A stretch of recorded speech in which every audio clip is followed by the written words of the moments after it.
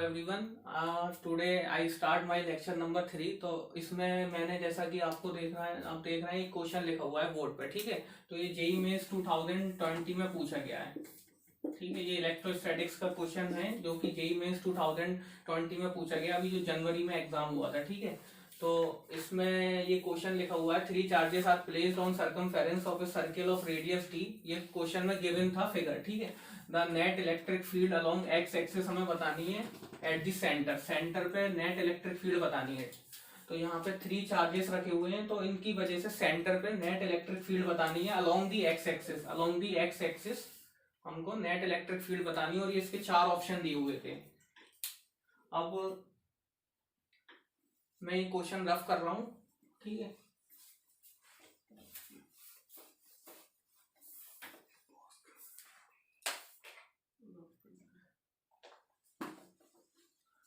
तो देखिए यहाँ पे क्या है, ये नेगेटिव चार्ज है, तो सेंटर पे जो इसकी वजह से इलेक्ट्रिक फील्ड होगी वो इसकी तरफ होगी, टुवर्ड्स द चार्ज।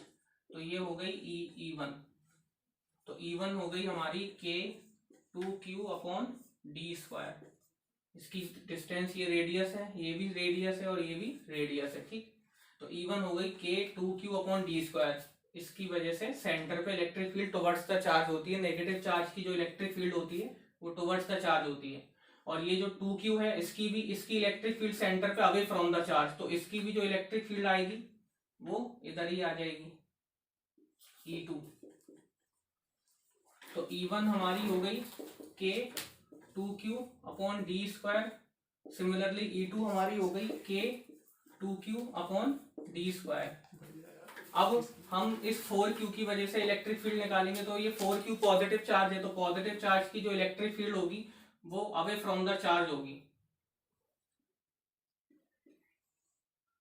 एक्चुअली ये -4Q था, तो -4Q की वजह से टुवर्ड्स द चार्ज, तो ये E3 हो गई।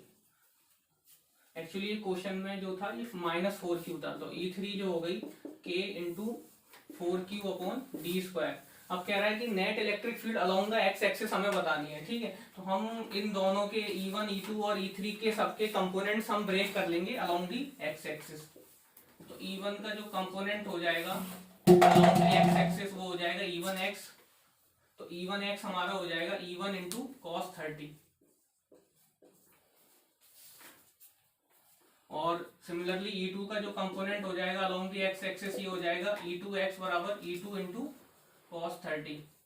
और सिमिलरली हमारा जो E3 का जो x की डायरेक्शन में कंपोनेंट हो जाएगा, ये हो जाएगा E3x is equal to E3 cos 30।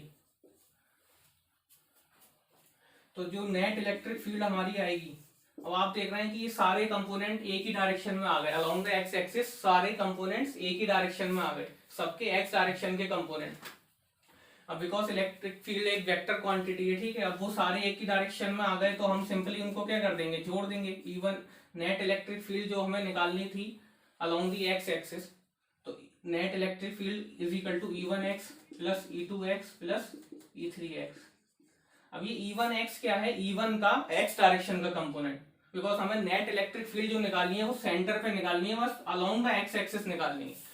Centre पे net electric field along the X axis, तो मैंने क्या किया, E1 का x की डायरेक्शन में कंपोनेंट निकाल लिया, E2 का x की डायरेक्शन में कंपोनेंट निकाल लिया, और E3 का x की डायरेक्शन में कंपोनेंट निकाल लिया। ठीक है, ये माइनस का 4Q था, इसलिए टुवर्ड्स द चार्ज होके इसका x डायरेक्शन में कंपोनेंट इधर आ गया। ये 30 डिग्री था, तो E3x is equal to E3 cos 30। Similarly E1 minus था तो टुवर्ड्स द चार्ज, और ये जो 2Q की वजह से E2, तो 2Q जो था पॉजिटिव था तो अवे फ्रॉम द चार्ज, तो E2 और E1 इसी डायरेक्शन में आ गए, तो सारे कंपोनेंट जो x कंपोनेंट है फील्ड के वो एक ही डायरेक्शन में आ गए, और सबको हमने क्या कर दिया, ऐड कर दिया। और E1, E2, E3 की वैल्यूज हम निकाल चुके हैं, तो हम क्या करेंगे, यहाँ से सबकी वैल्यू रख देंगे। E1x है E1 cos 30, E2x है E2 cos 30, E3x है E3 cos 30। तो सब में से हम क्या कर लेंगे, पहले cos 30 कॉमन ले लेंगे और सबकी वैल्यू यहाँ पे पुट कर देंगे। अब E1 और E2 आप देख रहे हैं बराबर हैं, तो ये 2 times of K into 2Q upon D square हो जाएगा। ठीक है, बिकॉज E1 cos 30 तो हमने कॉमन ले लिया, और E1 E2 बराबर है, तो ये K 2Q upon D square जो है वो 2 times K 2Q upon D square हो जाएगा, प्लस के 4q अपॉन डी स्क्वायर। और अब यहां से अब हम क्या करेंगे, इसको मैं रफ कर रहा हूं, ठीक है। तो cos 30 होता है √3/2 और ये हो जाएगा आपका 4k³ upon D square plus 4k³ upon D square. ये आ गया आपका, ये 4k³, 2 into 2 4k³ upon D square, 4k³ upon D square. तो यहां से जो नेट इलेक्ट्रिक फील्ड आ गई हमारी वो कितनी आ गई, √3/2 8k³ अपॉन डी स्क्वायर। के की वैल्यू हम जानते हैं, के कांस्टेंट होता है, इसकी वैल्यू होती है 1/4πε0। तो 1/4πε0 और q अपॉन डी स्क्वायर, ठीक। तो यहां से 2 और 4 और ये 8 कट गया, तो फाइनली नेट इलेक्ट्रिक फील्ड कितनी आ गई, √3q और πε0 डी स्क्वायर। तो देखिए आपका आंसर क्या आ रहा है इस ऑप्शन के हिसाब से, √3q πε0 डी स्क्वायर। तो ऑप्शन 3 इसका आंसर हो गया, ठीक है। तो ये क्वेश्चन था, बहुत आसान था। इसके लिए हमें दो चीजें पता होनी चाहिए। एक, अगर हमें वेक्टर आता है, वेक्टर में अगर हम कंपोनेंट को रिजोल्व करना जानते हैं, ठीक है, तो वो आना चाहिए। दूसरा, हमें ये पता होना चाहिए because electric field vector quantity है। बिकॉज सारे जो एक्स कंपोनेंट थे वो एक ही डायरेक्शन में आ गए, तो हमने सिंपली तीनों को क्या कर दिया, ऐड कर दिया सिंपली तीनों को।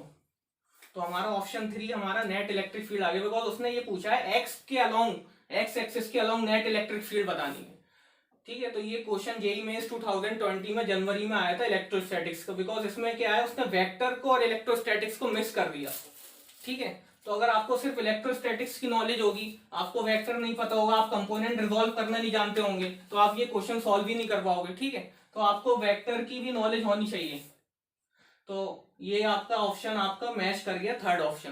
तो अब हम नेक्स्ट क्वेश्चन देखेंगे, ठीक है। तो आप अब नेक्स्ट क्वेश्चन जो आया है उसमें, अब नेक्स्ट क्वेश्चन देखते हैं हम लोग।